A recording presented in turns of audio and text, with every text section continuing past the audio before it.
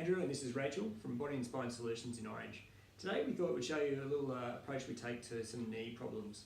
Unfortunately, Rachel was doing some training, personal training, and tweaked her knee the other day. And obviously we get lots of causes for knee pain. Sometimes it's the tendon attachment, sometimes it's the ligaments off to the side of the ACL, but thankfully in Rachel's case it was none of those things. But what we noticed was something quite interesting, and we thought we'd talk you through that today.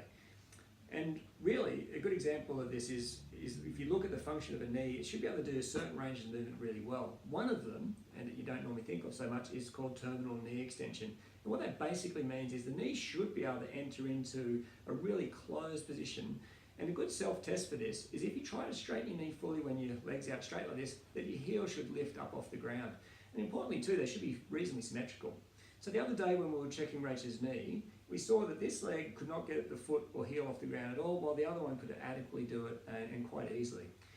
It didn't cause Rachel a lot of pain to try to do that, but then we came up and we tried to feel around the edge of the joint here, and we were looking to see whether the tibia, this bone here, would actually rotate as it tried to close up. And we saw that it was limited in that, and that was undoubtedly uncomfortable as well. So what we need to do is that we tried to adjust this joint to make it move better and improve its motion. We can use all sorts of different techniques. One of the ways that I really like is using this little drop board or speeder board, and you can see it closes up quickly. It's just a little way to make the joint move easily. How that looks is that if you raise the leg, you pop the little board underneath, we just move the leg out onto it and we can easily just press down through. That sudden stop that the table creates a movement in the joint, and it can be done quite painlessly. As far as other options go though, we actually also know that drawing out on the leg here can actually create some space around the knee.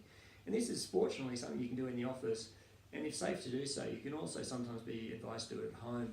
What it looks like is that you just create some traction. So if I hang onto the ankle here and I pull lightly, you can imagine now the space between the tibia and the femur is increased, and the joint isn't so compacted.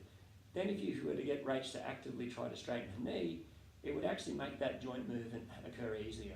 So just lightly repeating this 3 to 5 times in a row can sometimes cause some amazing changes in movement for the patient and actually help start relieving their pain.